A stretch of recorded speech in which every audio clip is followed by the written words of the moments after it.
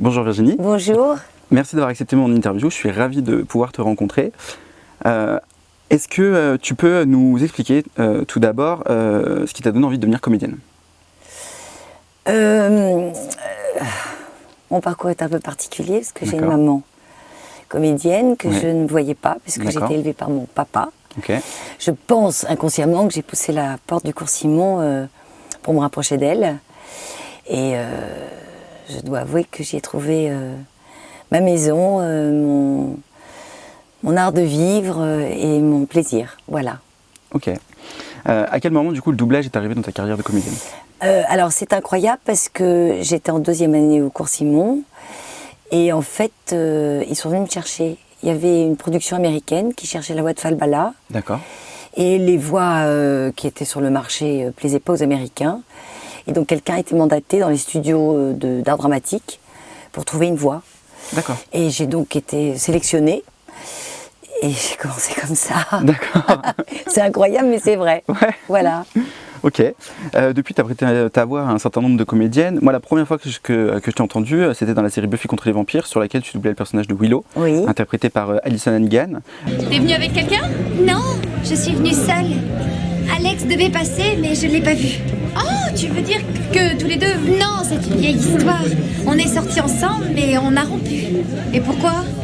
Il a volé ma poupée Barbie.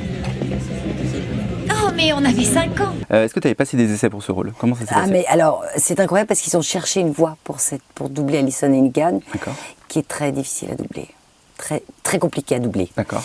Et c'est vrai qu'il fallait faire un salto arrière pour penser à moi. Je suis arrivée en bout de course et j'ai été choisie par la Fox. Et donc, j'ai doublé Alyson Hannigan. Voilà.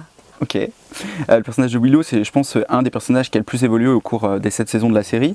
De la première saison où c'est la petite introvertie qui est toute réservée. Ensuite, elle évolue, elle devient sorcière, etc. Jusqu'à la Dark Willow des dernières saisons. Et dire que je croyais que vous aviez toutes les réponses. Et que j'avais tellement de choses à apprendre de vous. Willow!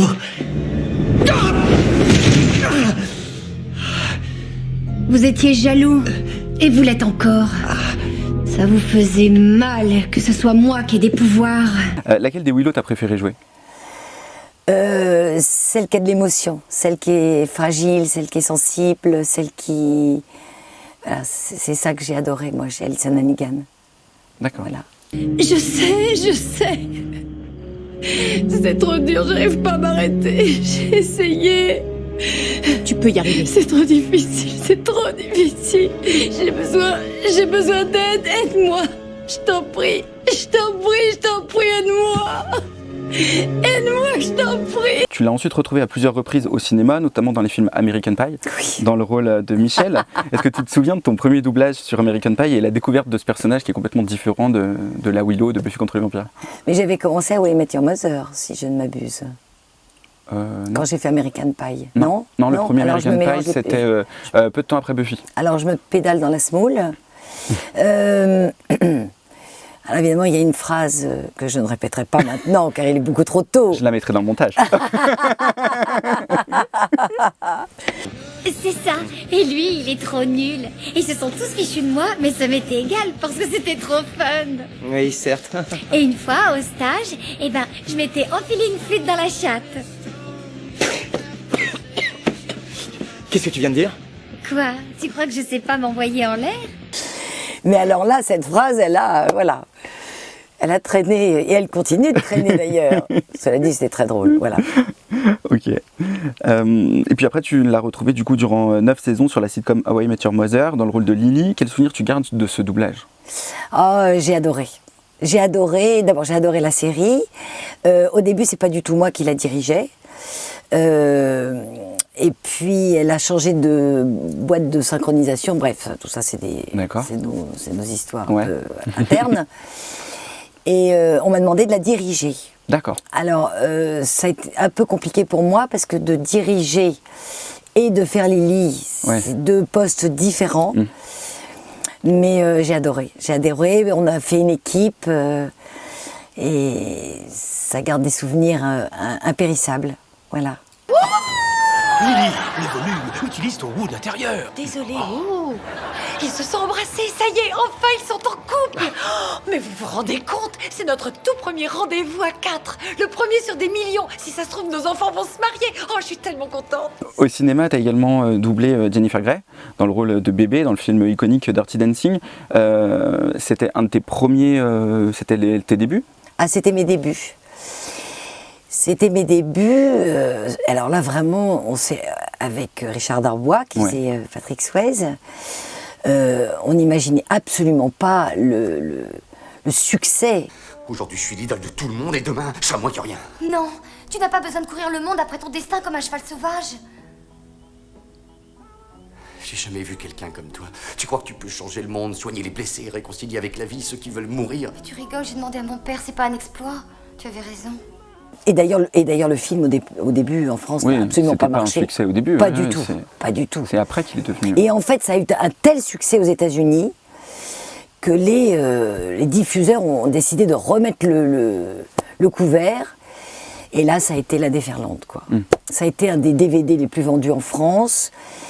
Et on continue, malgré ma voix qui a quand même beaucoup changé, de me dire « Ah, c'est la voix de bébé dans Dirty Dancing ». Voilà. Ok. J'ai fait tout ça pour rien, alors.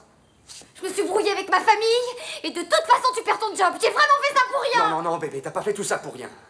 Personne n'a jamais fait ce que t'as fait pour me sauver. Tu avais raison, Johnny. T'as jamais de bol, t'es vraiment un loser.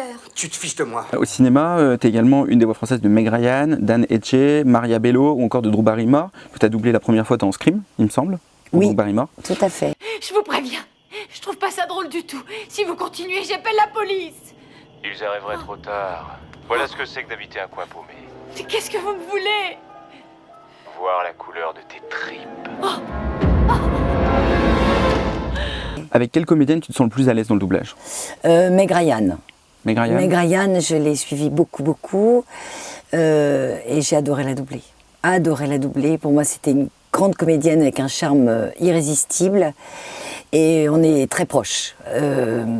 On a une personnalité très commune. Et quand j'ai passé des essais, j'ai été choisie immédiatement. Ouais. J'ai plusieurs fois passé des essais avant de la faire beaucoup. Ouais. Des trucs vraiment super que je trouverais nulle part ailleurs.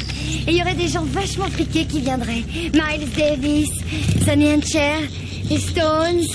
Je pourrais avoir la plus belle boutique sur la Ciénega. Le pied. Comment ça se fait? Pourquoi on n'a pas de voiture? Ah oui, j'ai adoré la doubler. Ok. Est-ce qu'il y a un film qui t'a marqué plus qu'un autre avec elle? La Cité des Anges. J'ai trouvé d'abord le film magnifique. Et... Ah oui, j'ai adoré ce film. Je tenais son cœur entre mes mains quand il est mort. Alors il n'était pas seul. Si, il était seul. Tout le monde meurt. Pas sur ma table. Tout le monde meurt. Les gens meurent quand leur corps les lâche. Justement, je suis là pour ça, pour empêcher que leur corps les lâche. Sinon, je ne sais pas à quoi je sers. Dans Les Chevaliers du Zodiaque, tu étais la voix française de Saori. Je suis toujours. Tu es la voix française de Saori. Je suis la voix française de Saori.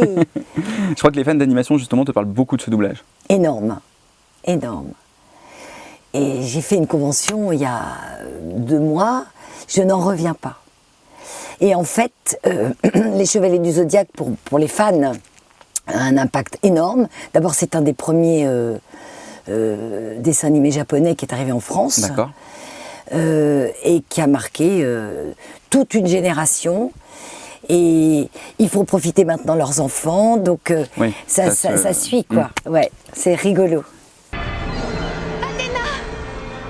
Mes chers et fidèles chevaliers, je peux vous assurer que tous vos efforts n'auront pas été vains. Aujourd'hui, c'est ensemble que nous combattrons pour vaincre Pallas. Merci beaucoup Virginie de m'avoir accordé cette interview. Avec grand plaisir. Je suis très content d'avoir pu passer un petit peu de temps à tes côtés et revenir ensemble sur certains de tes doublages. Que nous dirait bébé pour terminer cette interview? Johan, arrête de courir après le monde comme un cheval sauvage. Merci. Merci à toi.